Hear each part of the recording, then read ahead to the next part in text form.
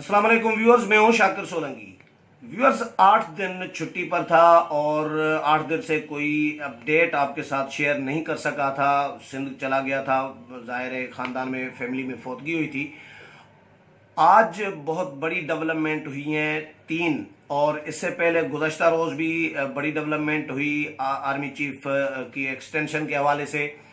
तो परवेज़ मुशर्रफ का आज फैसला सुना दिया है। खुसूसी अदालत ने उनको सजाए मौत दे दी है। खुर्शीद शाह को सखर में एहतसाब अदालत ने रिहा करने का हुक्म दे दिया है। आसिफ अली जरदारी की हमशीरा फरियाल तालपुर को भी रिहा करने का हुक्म दे दिया है अदालत ने। इससे पहले आसिफ अली जरदारी भी रिहा हो गए थे। मैं छुट्टियों पर था, ज़ाहिर है 8 दिन बड़ा वक्फा है, तो ज़रूरी समझा कि आज चीज़ें आपके साथ शेयर करूं। मैं इस वक्त भी सखर में हूं और मेरी कोशिश होगी कि अगला प्रोग्राम खुर्शीद शाह जैसे ही रिहा होकर पहुंचते हैं अपने घर पर, राजगाह पर, तो उनके साथ कोई चिट चैट करूं, इंटरव्यू करूं और क्या होने जा रहा है, क्योंकि बहुत बड़ा सवाल है ये। मौलाना फजल रहमान ने जो धरना दिया था उसके बाद ये धरना ख़त्म करके मौलाना जब चले गए थे तो मैंने इंटरव्यू किया था। जिन दोस्तों ने वो इंटरव्यू सुना होगा, उन्होंने, जिन्होंने नहीं सुना तो अभी सुन सकते हैं। पीछे की जो वीडियोस हैं उनमें मौलाना का इंटरव्यू पड़ा है। उसमें मौलाना ने कहा था कि 1 महीना इंतज़ार करें और 1 महीने के अंदर बहुत सारी चीज़ें क्लियर होंगी। मैंने उनसे पूछा था किस किस्म की आपको यकीन दहानी कराई गई है तब्दीली की, क्या तब्दीली आनी है, किस शक्ल क्या होगी तब्दीली की। तो उनका ये कहना था कि 1 महीना सब्र करें, इंतज़ार करें, बहुत सारी चीज़ें क्लियर होनी है। तो ये जो डेवलपमेंट्स हो रही हैं, आर्मी चीफ की एक्सटेंशन का फैसला सुप्रीम कोर्ट ने दे दिया, परवेज़ मुशर्रफ को आज सजाए मौत का फैसला सुना दिया है खुसूसी अदालत ने, और खुर्शीद शाह भी रिहा हो गए, आसिफ अली जरदारी रिहा हो गए, फरियाल तालपुर रिहा हो गई। इससे पहले मियाँ नवाज शरीफ मुल्क से बाहर चले गए। अपोजिशन को तो भरपूर तरीके से, ज़बरदस्त तरीके से रिलीफ मिलता जा रहा है। ये क्यों है, किसका नतीजा है, इसका तो आने वाले दिनों में बहुत सारी और चीज़ें क्लियर होंगी। लेकिन ये जो डिटेल है आज की इन तीन बड़े फैसलों की, इससे पहले कि ये डिटेल आपके साथ शेयर करूं, मेरे चैनल को जिन दोस्तों ने सब्सक्राइब नहीं किया तो वो सब्सक्राइब करें। अगर प्रोग्राम अच्छा लगे और वीडियो अच्छी लगे तो इसको शेयर भी करें, लाइक भी करें और कमेंट्स भी करें, अपनी राय ज़रूर दें। तो आज परवेज़ मुशर्रफ के फैसले से मैं शुरू करता हूं। कोशिश करूंगा कि समराइज करके मुख्तसर करूं इसको।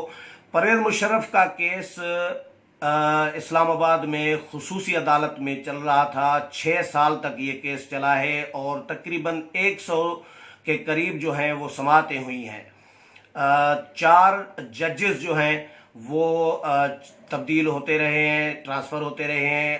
अब जो है अदालत ने जो खुसूसी अदालत है उसका 3 रुकनी बेंच था जिसने ये फैसला सुनाया है। इससे पहले हुकूमत ने, वजारत दाखिला ने और परवेज़ मुशर्रफ के वकील ने दरख्वास्त दी थी अदालत में, क्योंकि अदालत ने 28 नवंबर को ये फैसला सुनाना था और तारीख तय कर दी थी, मुकर्रर कर दी थी। लेकिन परवेज़ मुशर्रफ के वकील और हुकूमत ने, पीटीआई की हुकूमत ने 27 नवंबर को इस्लामाबाद हाई कोर्ट में दरख्वास्त दे दी कि खुसूसी अदालत को परवेज़ मुशर्रफ के केस का फैसला सुनाने से रोका जाए।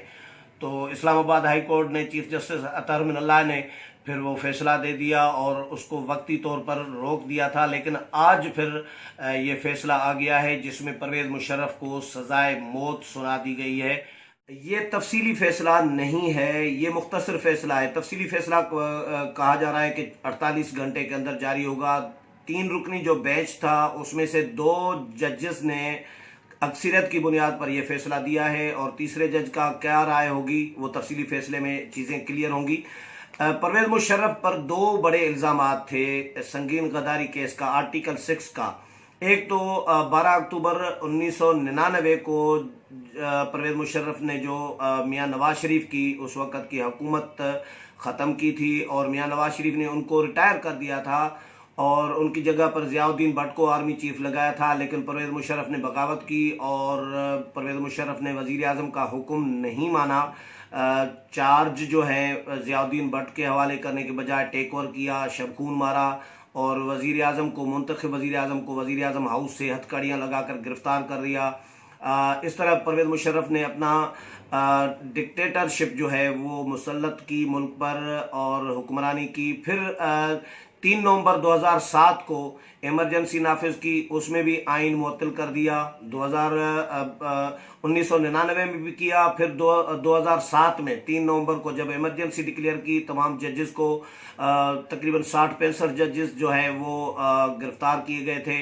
अब ये संगीन गद्दारी का मुकदमा 26 जून 2013 को मियां नवाज शरीफ ने ख़त लिखा था। उस वक़्त वज़ीर आज़म थे मियां नवाज शरीफ, और उन्होंने ख़त लिखा FIA को वजारत दाखिला के ज़रिए कि वजारत दाखिला FIA की तफ्तीशी टीम मुकर्रर करे, कायम करे, तश्कील दे, जो परवेज़ मुशर्रफ के ख़िलाफ़ जो इल्ज़ामात हैं उनकी तहकीकात करे संगीन गद्दारी केस के हवाले से।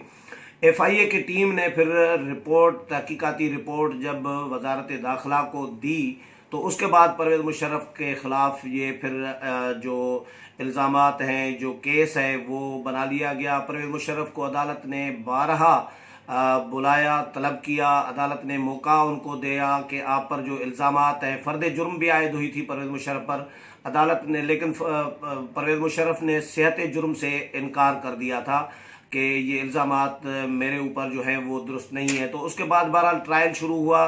फिर ये मुसलसल 100 तकरीबन समातें हुई, 4 जजेस भी तब्दील किए गए। उसके बाद आज फिर अदालत ने उनको सज़ाए मौत आखिरकार दे दी है। अपोजिशन की जमातें इस फैसले को बहुत ही खुशाइन करार दे रही हैं कि आइंदा के लिए कम अज़ कम शबखून मारने का जमहूरी हुकूमतों पर, अवाम की मुंतखब हुकूमतों पर जो शबखून मारने का सिलसिला है वो रुकेगा इस तरह के फैसलों से। परवेज़ मुशर्रफ वैसे ही बीमार है और शदीद अलालत की हालत में है, मुल्क से बाहर है।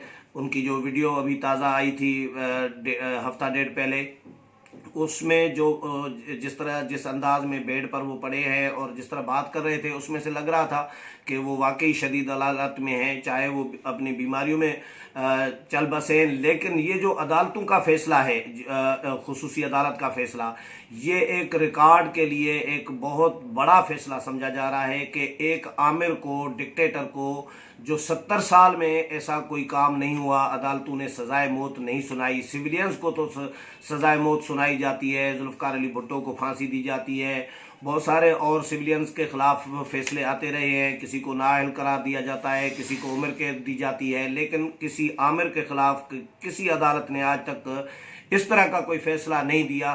तो अपोजिशन जमातें इस पर खुश हैं और इसको खुशाइन करार दे रही हैं। बिलावल भुट्टो जरदारी को मैं सुन रहा था, उन्होंने भी कहा है कि जो जमहूरियत जो है बेहतरीन इंतकाम है।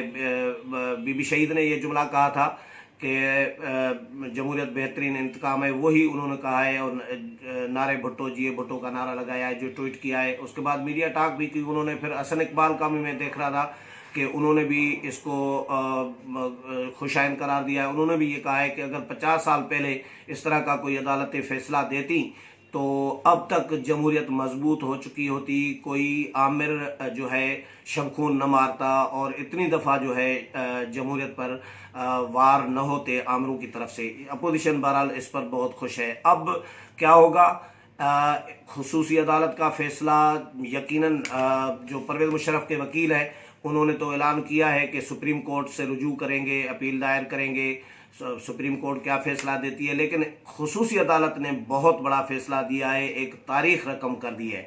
दूसरा जो आपके साथ शेयर करना चाह रहा था कि आसिफ अली जरदारी रिहा हो गए, उसके बाद फिर आज खुर्शीद शाह रिहा हो गए, फरियाल तालपुर साहिबा रिहा हो गई।